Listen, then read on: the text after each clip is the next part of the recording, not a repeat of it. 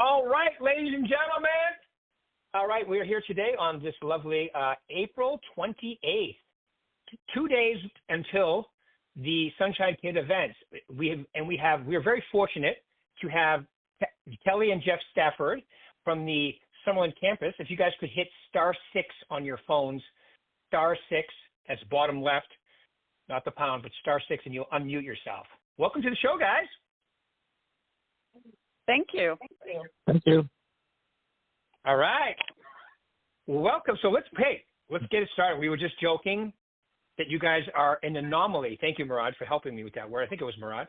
That you've been in real estate. You're a husband and wife team. You're still a team. And now you've been married for 40 years. So that deserves a standing round of applause. Just that alone.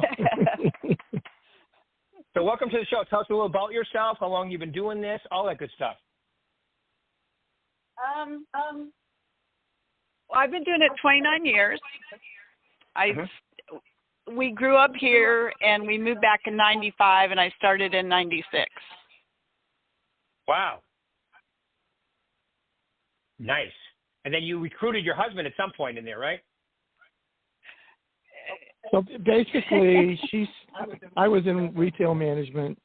She started making enough money where I could not have to work every single Saturday and holidays, so that I could get out of that business, spend more time with our kids playing baseball and soccer, and spend 25 years of heaven. I love it. Now, are you guys on different phones and kind of close to one another? Yeah. Okay, one of you should walk to the other side of the house or something, or because we can hear just a little bit of an echo. It's not a big deal, but it would be better if you guys weren't right next. And look at this: married, husband and wife team, 40 years, and you still want to be right next to each other. This is good. So we could do some nonverbal communication.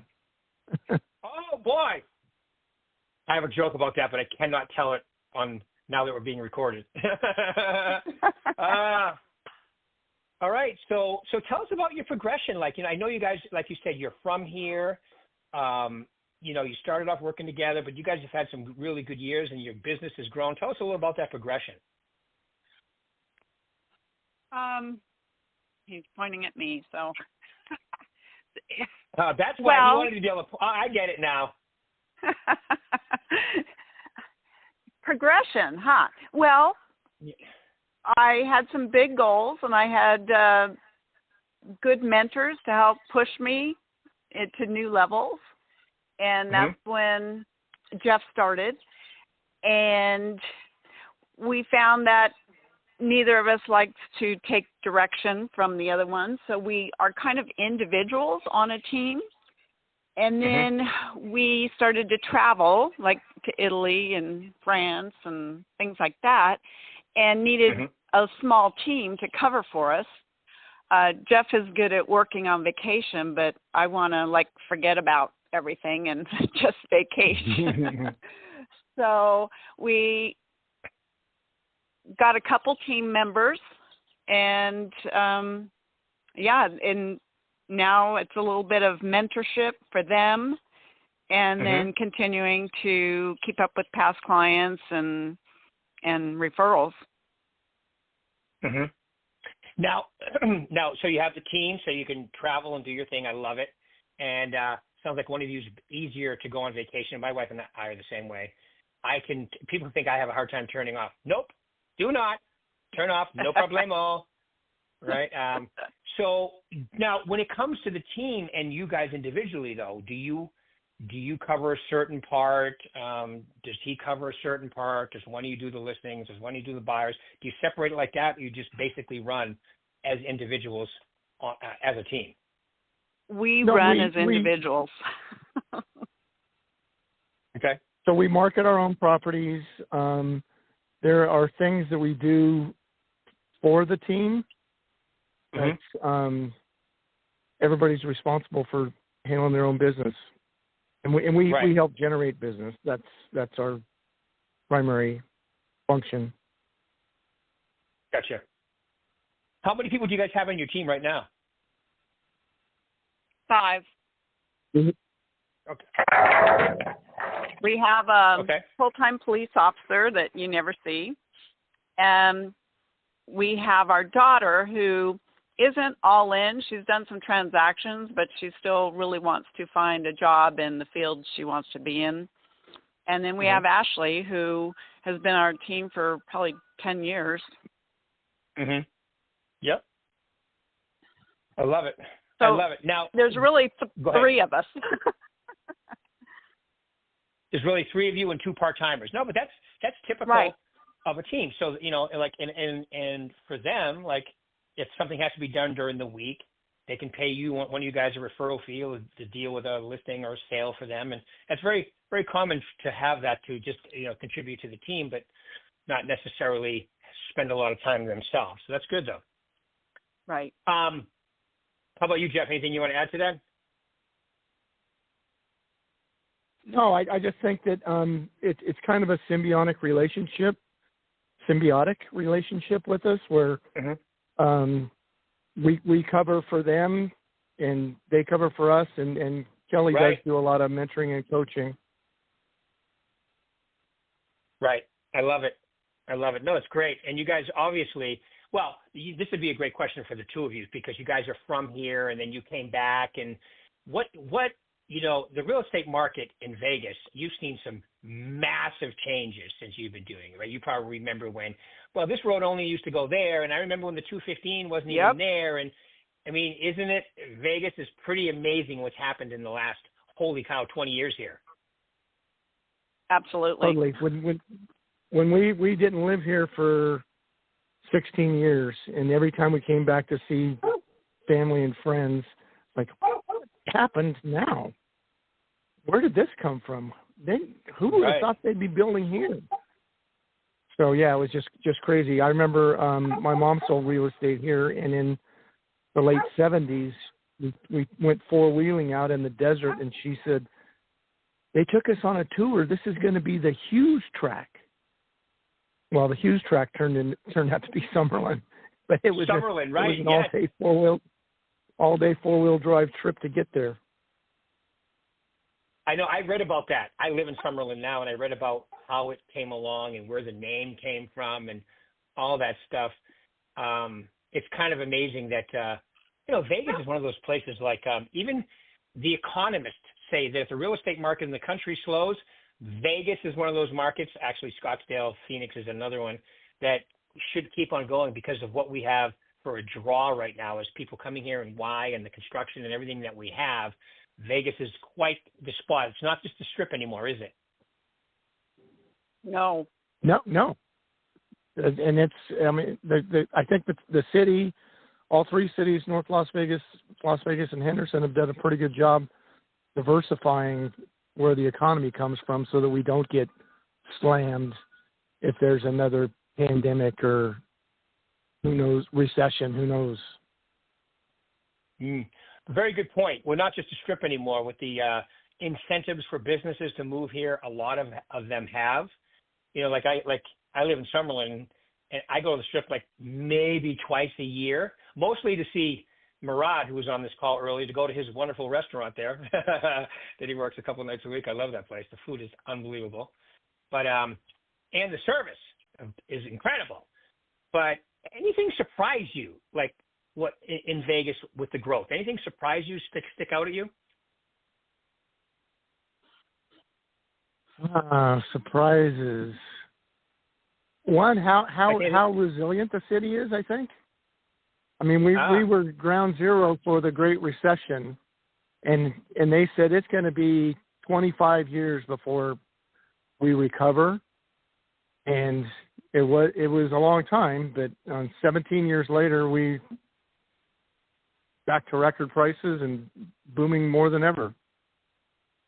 Yeah, that's such a great point.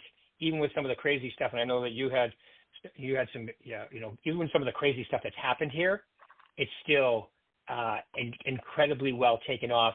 And this time, I don't know if you remember right before the crash last time, you could ask your best friend, how many houses do you own? Well, I own 7. I own 4. Today, most of the people here, they own their primary residence. most of the people here are, it's not second and third homes and all that crap anymore. It's actually people seeing the benefit of moving here and moving their families here. Yeah. Yeah. And it's a great place to grow up. It's a great place to live. It is a great place. All right. Well, let me ask you my favorite question. And I'm going to have you guys do this individually. So hopefully, let's start with you, Kelly. In order to be a success in this business like you guys, what would be the top 3 things you tell them to focus on? One is collect as many names and numbers and emails as you can. You know, in our move from Sahara over to Summerlin, I found a lot of phone numbers and contacts that had no area code, so that's how old they were. No. But once you collect all that, you need to have a system, and we've got a great one with our monthly newsletter, but you also have to call the clients and keep in touch. So number 1, get a database and keep in touch with them. Love it. Number 2, a mindset of, well, you have to have that why. And every time you achieve that why, you need to get another why. But also you've got to believe, why can't I do this? You know, because you get that, sometimes you get a mentality of like, oh, I can't do that. And then it's like, why not? So have that why and know you can achieve it.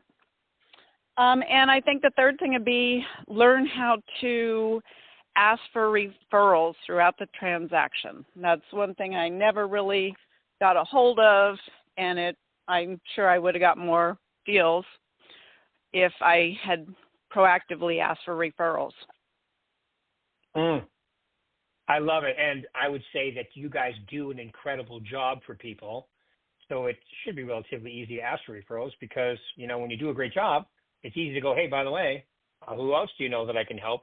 Like I helped you, right? Right. Exactly. Isn't it funny, though? I've talked to a lot of top producers like yourself. It takes a while, I think, for some of us to get the idea that asking for referrals is okay, right? Yeah. I mean, you kind of expect that, oh, they loved how I did a job. Of course they'll give me referrals. But if you don't ask, you know. That's the trade-off right there. We all think, well, they know what I do. They'll call me. Right. It goes without saying. Not in real estate, it doesn't. I mean, any sales job, you got to ask. It's not their job to remember. You got to spark their memory. Well, and right before the crash of 2006 and 7, everyone and their brother had a real estate license. So you think your client's loyal to you, but they know 8 other people. So who are they going to pick unless you're in there pestering them? That's right. I love it. Great point. All right. Awesome, Kelly. Thank you. Jeff, how about you? What do you think? Top 3? Top 3, 1, show up. Meaning show up at the office, get as much training as you can, listen to what other experienced agents are saying on the phone. Just be in that environment and do what you're told to do. Typically, you see new agents and they're all hot and heavy for the first 2 weeks, and then it's like, oh, I got nothing to do. I'm going to go work from home. Oh, I'm going to go to the movies. They just kind of fade away.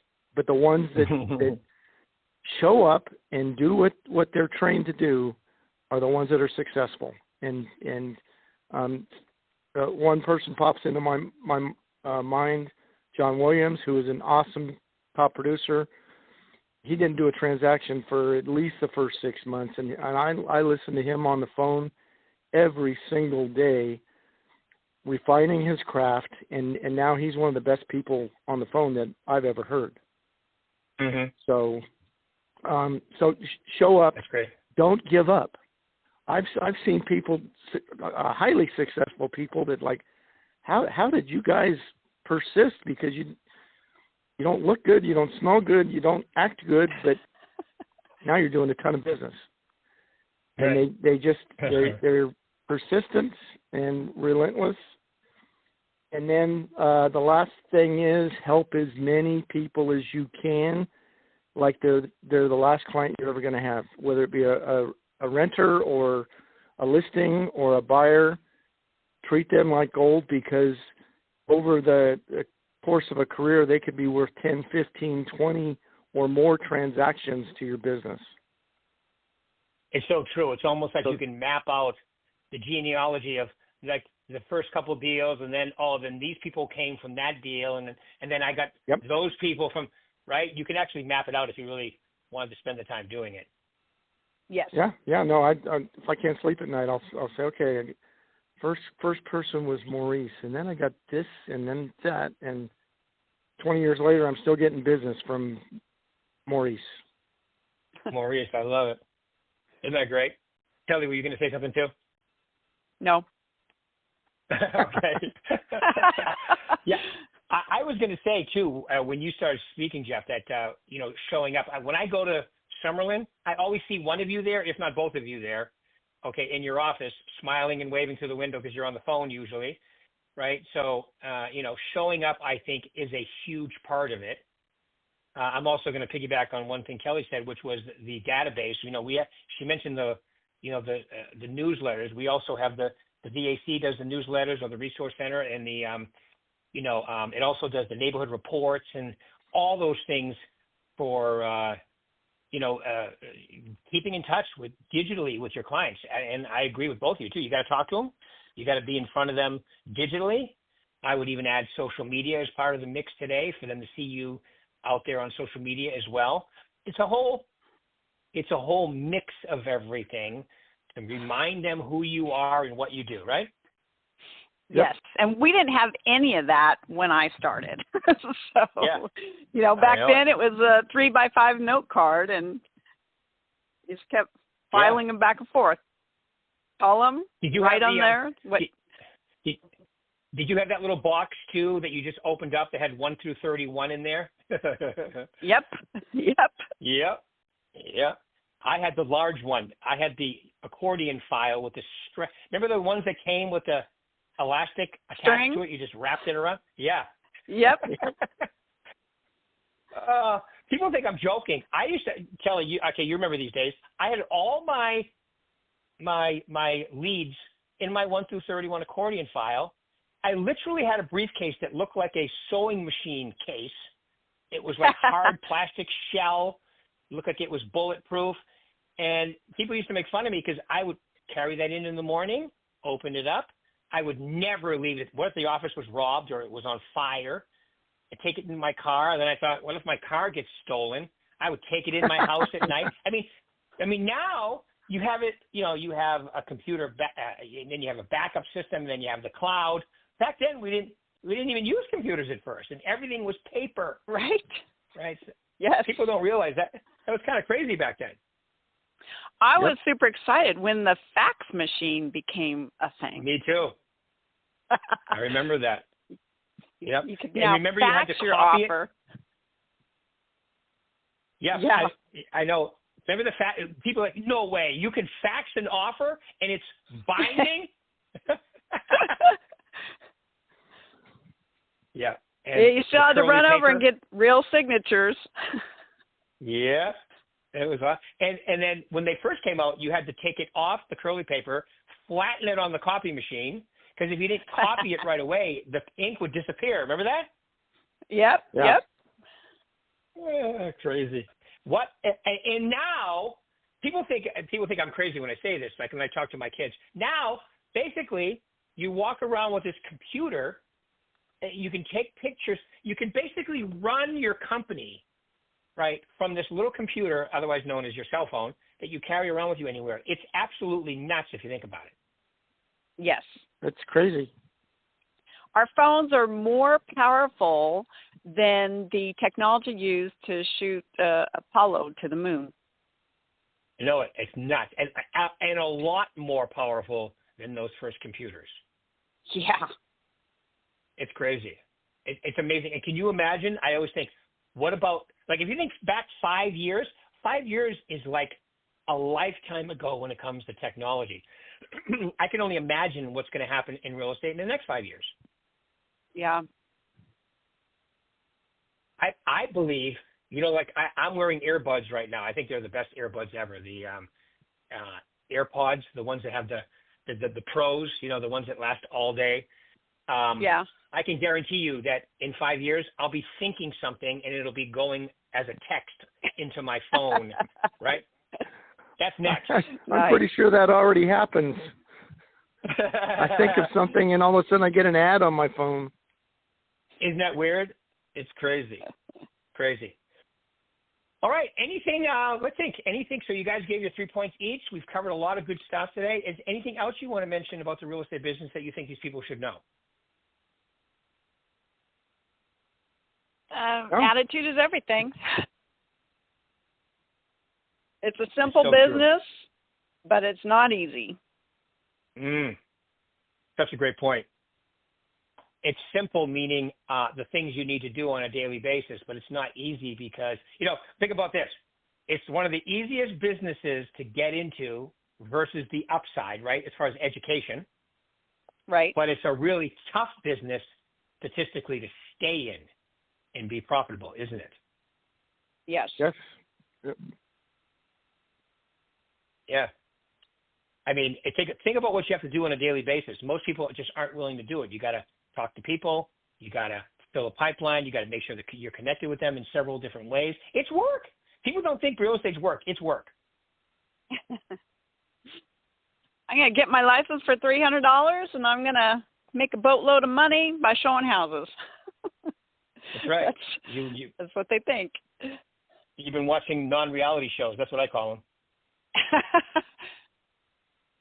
Yeah, it's unbelievable if you think about what's involved. But like you said, we're fortunate because we have a great brand. We have the Berkshire Hathaway brand. We have all the tools that go along with it. And no matter what happens in the market, we're going to be here. And especially somebody who's been through, the Great Recession of 2006, 7, and 8. We even say 9, 10, 11. It probably started. That was a long time, but now. Since then, this market has been doing pretty damn good, hasn't it? Yeah. Oh, nonstop. Good. So even when we thought it wasn't going to do good during the pandemic, it did better than ever. It's so true. I thought the same thing. And then April of what was that, 2021, till I would say almost the end of 2022, that was the greatest 18 months in the history of real estate. Yeah, I agree. From an appreciation, inventory, and all that standpoint. All right, cool. Any final words, Jeff? How about you? Anything you want to add? No, just new agents need to keep in mind that our job is to solve problems, not create them. So good point. We're conduits to people's home ownership and the biggest source of their personal wealth. So take that seriously. So true. It's I remember when I started in the business, you used to hear this phrase a lot more. It's the American dream. And you don't hear it as much anymore, but it really is from an investment, tax standpoint, retirement standpoint. Real estate ownership is probably the best way. And it's got to start with your primary residence. What I always think of, you guys have been here a while too, all these rental subdivisions that are going in and just on St. Rose, okay, corner of St. Rose and Seven Hills here, where I am. Look across the street. Since I've been here 11 years, they're just doing the third massive rental, and they all have at least 500 to 700 units in them or more, right? And they're all full as soon as they're done. We have a warehouse of people that could buy if they decide to. And I'm just wondering what the rates have to come down to make this market go into hyperspace, because it's going to. It's quick, it's good, it's consistent right now, but we're going to go through one of those crazes again. And I don't know, what is that rate? 5.75? We're at 7 right now. I think a 1 to 1.25 point difference, this market's going to go crazy, and it's going to happen probably within the next, 6 to 18 months is probably the range. But I would say probably more like 6 to 8 months when everything gets in gear and the base rate starts coming down again. It's going to go crazy. I agree. Yeah, I agree. All right, you two. Well, listen, hey, happy anniversary, 40 years. Thank you. okay, together. That's Thank the you. most important one. And then you guys are a successful husband and wife team, which is awesome to see in real estate too. So I'm just going to say thank you very much for taking your time out today, the both of you. Have a wonderful, I want to see you thrive in 2025, and I know you will. Yes. Nice. Keep it rolling, guys. Thanks, Rick. All right. Thank Take care. you. Thank you. Bye. Bye, everybody. We'll see you soon. Thank you.